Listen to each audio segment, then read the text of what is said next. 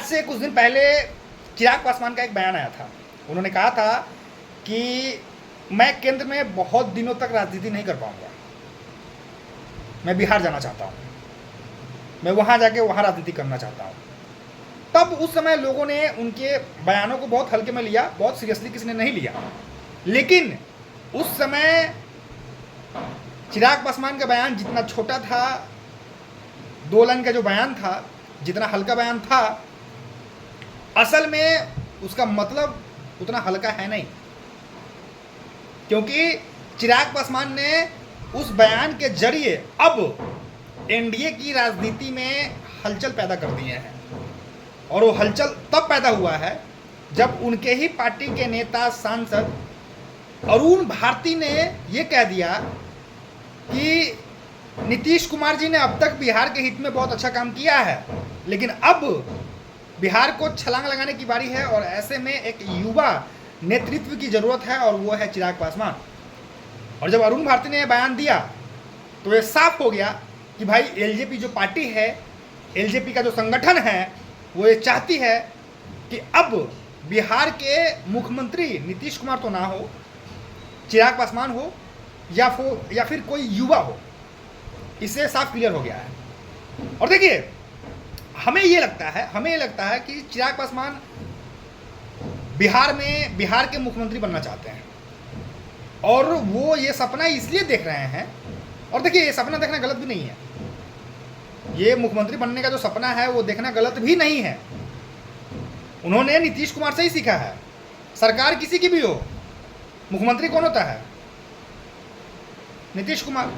अब बताइए, नीतीश कुमार के पास अभी के डेट में कितना विधायक है? 42-43 विधायक है। छोटी पार्टी है, बहुत बड़ी पार्टी है नहीं। जितनी बड़ी पार्टी बीजेपी है, आरजेडी है। अगर आप विधायक के हिसाब से अगर आप देखें, मतलब जितना ज़्यादा विधायक बीजेपी के पास है, अभी आपको 74-75 विधायक है। आई थिंक एग्जैक्ट डेटा मुझे याद नहीं है, आई थिंक 74 या 75 ऐसे ही है कुछ। इतना विधायक है बीजेपी के पास, तो इसके हिसाब से तो मुख्यमंत्री बीजेपी का होना चाहिए था, लेकिन नहीं, नीतीश कुमार होते हैं।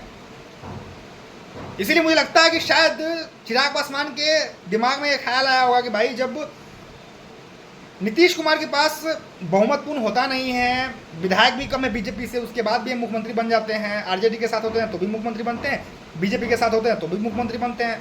तो जब ये मुख्यमंत्री बन सकते हैं तो मैं क्यों नहीं बन सकता? भाई मैं भी बन सकता हूँ।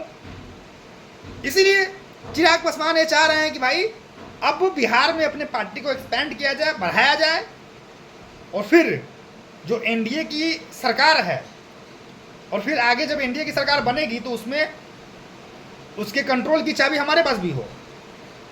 एटलीस्ट अगर मुख्यमंत्री तो न बने तो कम से कम उसके कंट्रोल की चाबी तो हमारे पास हो ही। ऐसा चिराग पासवान चाह रहे हैं। तो इसीलिए चिराग पासवान ये चाह रहे हैं कि भाई अब अपने पार्टी को बिहार में बढ़ाना है, एक्सपैंड करना है, और जितना ज़्यादा हो सके उतने ज़्यादा सीटों पर चुनाव लड़ना है।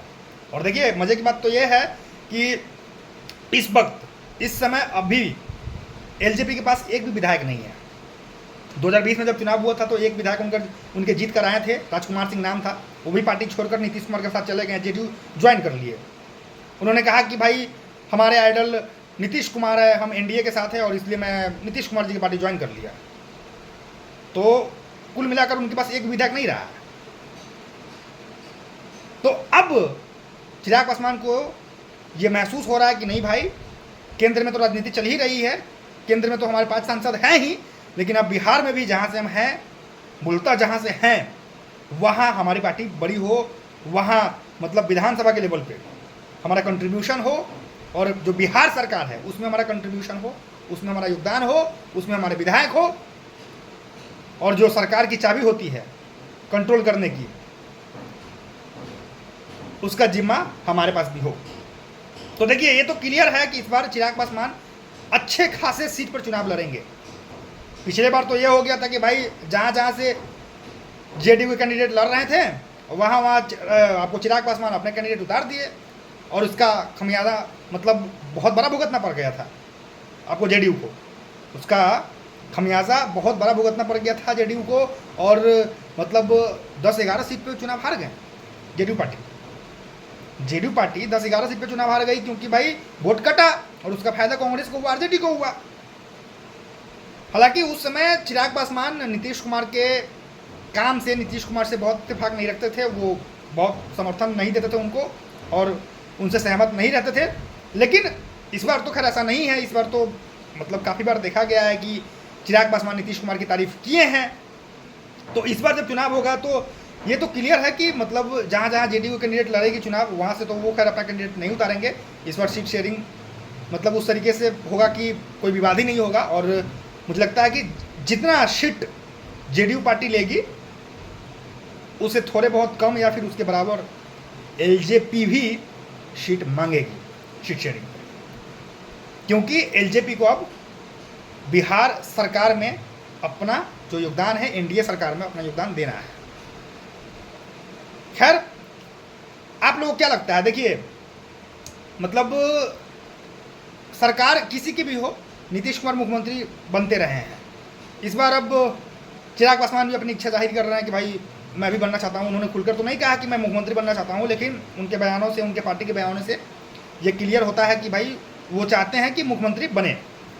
तो ये लोग चाह ही रहे हैं। लेकिन आपको क्या लगता है कि अगर एनडीए सरकार बनती है, एनडीए की सरकार बिहार में बनती है 2025 में विधानसभा चुनाव होने के बाद, रिजल्ट आने के बाद, तो क्या लगता है बीजेपी अगर सबसे बड़ी पार्टी के रूप में उभरती है तो क्या आपको लगता है कि बीजेपी का कोई कैंडिडेट या फिर कोई विधायक सीएम होगा, या फिर ये सपना ही रह जाएगा हमेशा के लिए बीजेपी के लिए कि भाई बीजेपी का कोई मुख्यमंत्री बने?